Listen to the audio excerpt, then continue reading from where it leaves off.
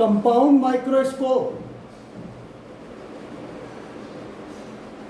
Compound microscope ये simple microscope से अलग इसलिए है, इसमें एक से ज़्यादा लेंस यूज़ किए जाते हैं। जब देखिए हर लेंस का क्या काम है, मैग्नीफिकेशन करना। कल आपको हमने सिंपल मैग्नीफिकेशन, सिंपल माइक्रोस्कोप पढ़ाया था। सिंपल माइक्रोस्कोप में केवल एक लेंस यूज़ किया जाता है, लेकिन कंपाउंड माइक्रोस्कोप में एक से ज़्यादा लेंस यूज़ करे जाते हैं। हर लेंस दूसरे पहले लेंस की इमेज को मैग्नीफाई करता है। तो इससे जैसे ये लेंस है, अब ये लेंस हमने लिया, ये कोई इमेज बना रहा, यहाँ पर इस पर ये दूसरा लेंस यूज किया, ये इसको और मैग्नीफाई करेगा और मैग्नीफाई कर सकता है। इस तरह से कई लेंसों को दो से ज़्यादा जब लेंस यूज करते हैं मैं किसी ऑब्जेक्ट की इमेज को मैग्नीफाई करने के लिए, तो उस सिस्टम को कंपाउंड माइक्रोस्कोप बोलते हैं। दोनों का पर्पस एक ही था। सिंपल माइक्रोस्कोप में भी टिनी ऑब्जेक्ट देखे जाते, छोटे ऑब्जेक्ट देखे जाते थे, और कंपाउंड माइक्रोस्कोप में भी टिनी ऑब्जेक्ट देखे जाते हैं। टिनी ऑब्जेक्ट का मतलब स्मॉल ऑब्जेक्ट जो आसानी से नेकेड आई से नहीं दिखाई देते हैं। तो ये इसकी डिफिनीशन है। Compound microscope is an optical instrument, it is an optical instrument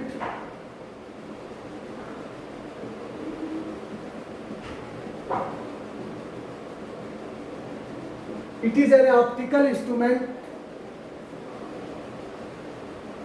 used for observing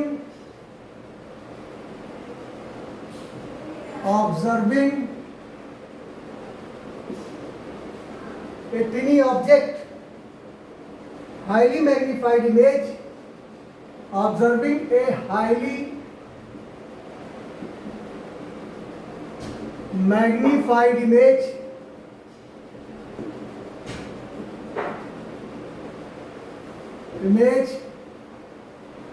of an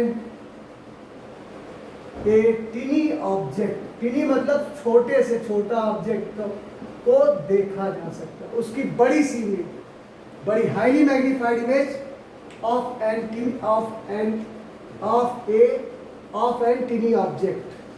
It is an optical instrument used for observing a highly magnified image of a tiny object। कोई छोटी सी चीज की बड़ी image देखने के लिए जिस instrument का, जिस यंत्र का इस्तेमाल किया जाता है उसको कंपाउंड माइक्रोस्कोप बोलते हैं। ये इसकी डिफिनीशन है। अब इसका कंस्ट्रक्शन आते हैं, जो कैसे बना होता है। कंस्ट्रक्शन,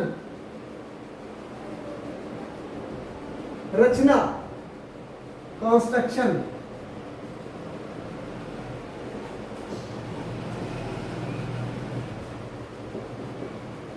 कंस्ट्रक्शन का मतलब है इसकी क्या बनी होती, किस तरह से ये बना होता है। तो ये it consist of to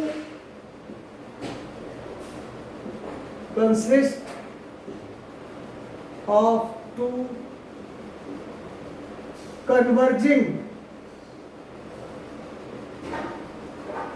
lens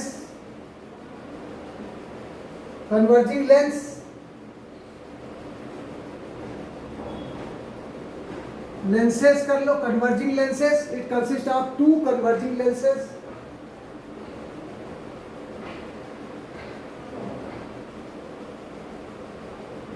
one of them is objective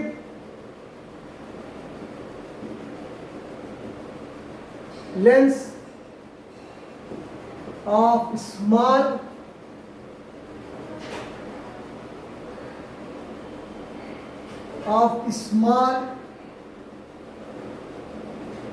focal length and a short aperture।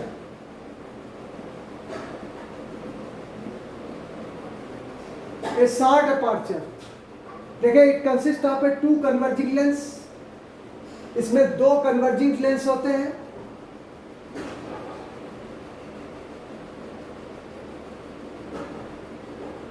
One of them is an objective lens of small focal length, जिसके जो लेंस ऑब्जेक्ट के सामने, जिस ऑब्जेक्ट को आपको देखना है उसके सामने रखा जाता है, उसको हम ऑब्जेक्टिव लेंस बोलते हैं, जिसकी फोकल लेंथ स्मॉल होती है और शार्ट अपर्चर। अपर्चर का सेंस यहाँ पर ये है कि ये लेंस है, इसकी ये डिस्टेंस को अपर्चर बोलते हैं, ये डिस्टेंस को। इसको हिंदी में द्वारक बोलते हैं। द्वारक, छोटा द्वारक होना चाहिए।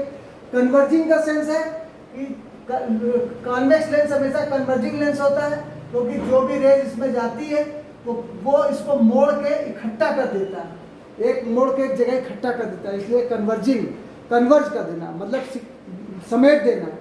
और कॉन्केव लेंस डाइवर्जिंग कहलाता है, वो रेज जब जाती है डाइवर्जिंग लेंस में रेज जाएगी तो वो उसको फैला देता है, ऐसे बिखेर देता है, उधर रेज चली जाती है।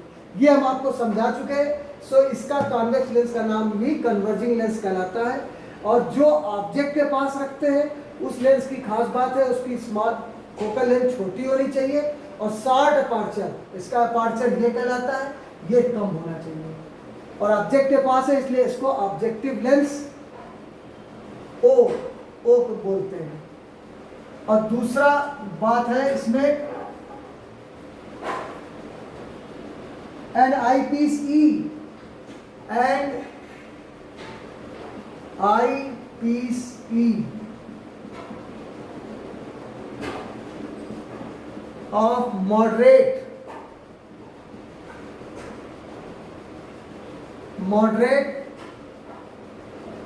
focal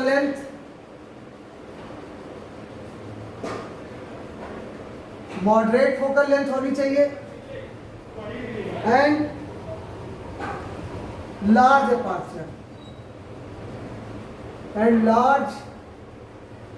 aperture. देखिए ऑब्जेक्टिव पीस में एक क्वेश्चन 1 नंबर का पूछा जाता है। ऑब्जेक्टिव लेंस जब हम यूज करते हैं तो उसमें उसका अपर्चर छोटा रखा जाता है। छोटा इसलिए रखते हैं, ये चीज छोटी रखी जाती है अपर्चर, ये ताकि इसलिए रखते हैं कि इसमें ऑब्जेक्ट के अलावा कोई चीज दूसरी इमेज न बनने पाए, दूसरे ऑब्जेक्ट की इमेज न बनने पाए, नहीं तो हमको कंफ्यूजन हो जाएगा, क्योंकि बहुत छोटा होता, छोटी छोटी चीज़ों की हम इमेज देखते हैं, इसलिए हम इसको छोटे अपर्चर का रखते हैं ताकि दूसरी चीज़ें। हालांकि अगर आपने माइक्रोस्कोप देखा होगा, बायो के बच्चों ने देखा है, उसमें माइक्रोस्कोप के नीचे एक प्लेन मिरर लगा होता है जो कि लाइट को रिफ्लेक्ट करके ऑब्जेक्ट को लाइटेड करता है, वही लाइट लेंस से पास होकर के उसकी इमेज को बनाता है। इसलिए उसमें स्मॉल फोकल लेंथ का और शार्ट अपर्चर का रखा जाता है, जिसको ओ से डिनोट करते हैं। आई पीस ई, आई पीस मतलब जिससे हम देखते हैं, जिस लेंस के थ्रू हम देखते हैं उसको आई पीस बोलते हैं। 2 लेंस होते हैं, एक इधर जिसपे तरफ ऑब्जेक्ट होता है उसको ऑब्जेक्टिव पीस, ऑब्जेक्टिव लेंस, और जो आँख की तरफ होता है उसको आई पीस बोलते हैं। आई पीस ई से डिनोट होता है। इसकी मॉडरेट, न ज़्यादा फोकल, मॉडरेट माने होता है बीच का धीमा, या न ज़्यादा फोकल लेंथ होती है न कम फोकल लेंथ होती है, मॉडरेट बीच की फोकल लेंथ होती है। और लार्ज अपर्चर माने इसका अपर्चर बड़ा होता है, ऐसा ये डिस्टेंस बड़ी होती है। इसलिए ऐसा होता है कि जितनी भी लाइट ऑब्जेक्ट से पास होकर के जा रही है वो सारी की सारी आँख में चली जाए और उसको ऑब्जेक्ट की इमेज सही दिखाई दे। लार्ज अपर्चर का ये मतलब है। लार्ज अपर्चर, इसके बाद है the two lenses are held, the two lenses are held,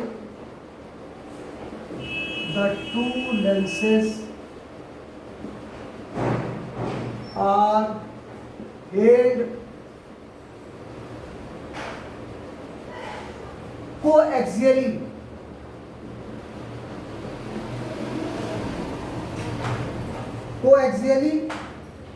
at the free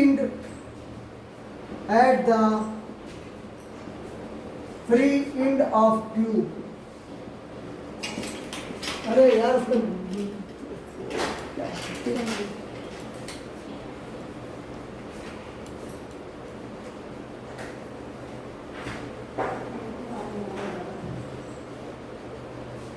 two lenses are held coaxially at the free end of tube, at the free end of tube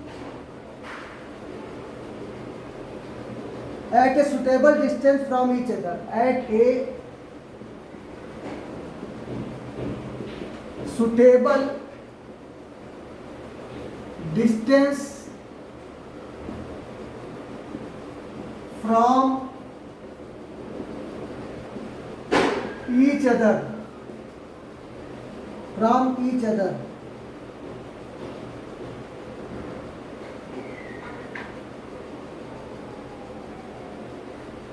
इसका ये मतलब है दो lens, अभी आपको समझाते हैं।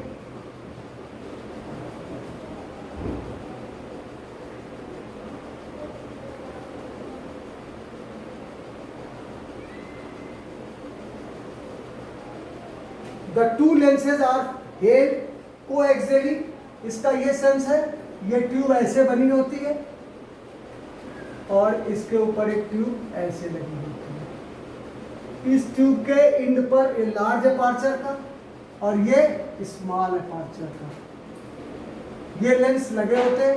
अब इनकी प्रिंसिपल एक्सिस, इसकी प्रिंसिपल एक्सिस और इसकी प्रिंसिपल एक्सिस एक ही लाइन पे होती है, यानी इसका ऑप्टिकल सेंटर और इसका ऑप्टिकल सेंटर दोनों से पास होने वाली प्रिंसिपल एक्सिस एक ही होती है।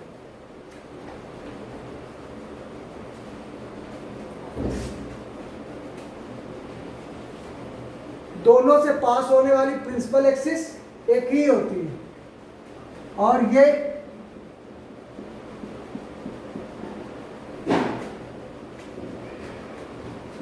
रैक एंड पिनियन सिस्टम के थ्रू आपस में एडजस्ट की जा सकती है। ये ओ पीस कहलाता है, ऑब्जेक्टिव पीस, ऑब्जेक्टिव पीस है या ऑब्जेक्टिव लेंस कह सकते हैं। और ये आई पीस कहलाता है जिसकी ओर हम आंख रखते हैं। ये आई पीस है, ये ऑब्जेक्टिव पीस है। जिस तरफ ऑब्जेक्ट को रखते हैं वो ऑब्जेक्टिव लेंस कहलाता है और जिस तरफ हम आंख रखते हैं वो आई पीस कहलाता है। जिस तरह से हम देखते हैं वो आई पीस कहलाता है। और इसके अंदर ये रैक एंड पिनियन सिस्टम होता है, मतलब चूड़ियाँ बनी होती है। जब आप इस पेज को घुमाएंगे तो ये वाली ट्यूब इस ट्यूब के अंदर और या ये ट्यूब इसके अंदर बाहर जाने लगती है।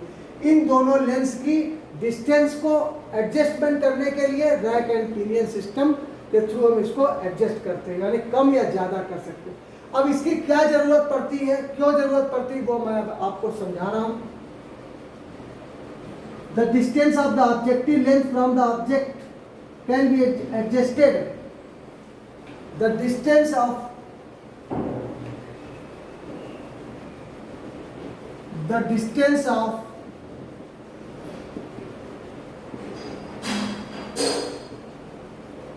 objective of the objective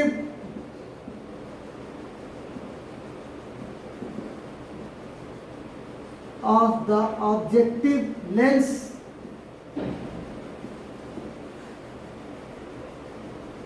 from each other, the distance of the objective lens from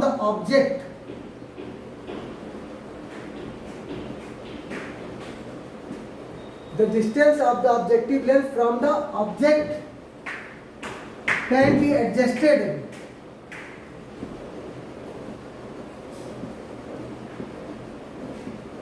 by rack and pinion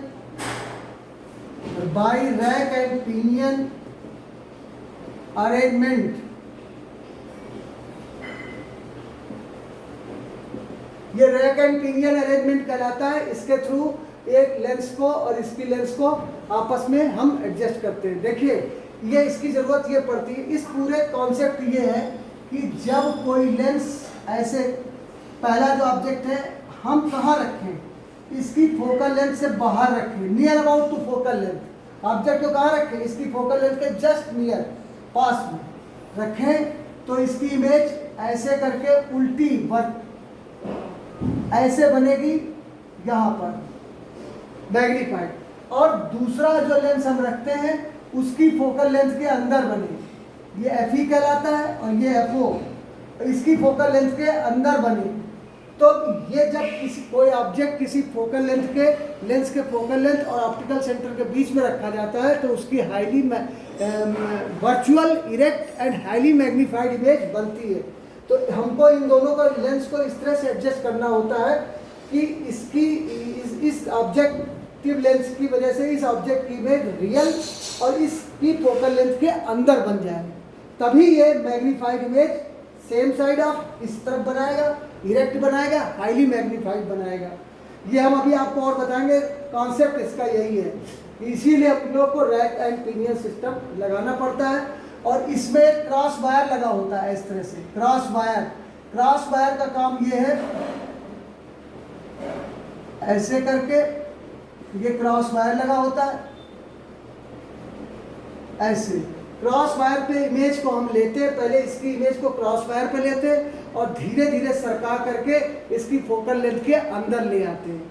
यानी पहले इसकी इमेज जहाँ बन रही है इस लेंस को हम नहीं मान रहे, हम इसकी इमेज को क्रॉस वायर पे बनाते हैं, इसकी इमेज को क्रॉस वायर पे बना लेते हैं और धीरे धीरे इसको सरकाते जाते हैं और ये जब इसकी फोकल लेंथ के अंदर चला जाता है इस लेंस की, तब इसकी हाईली मैग्नीफाइड इमेज दिखने लगती है। ये क्रॉस वायर का काम है, ये इसमें चीज यूज करती है। Arrangement, remaining part will be sent tomorrow.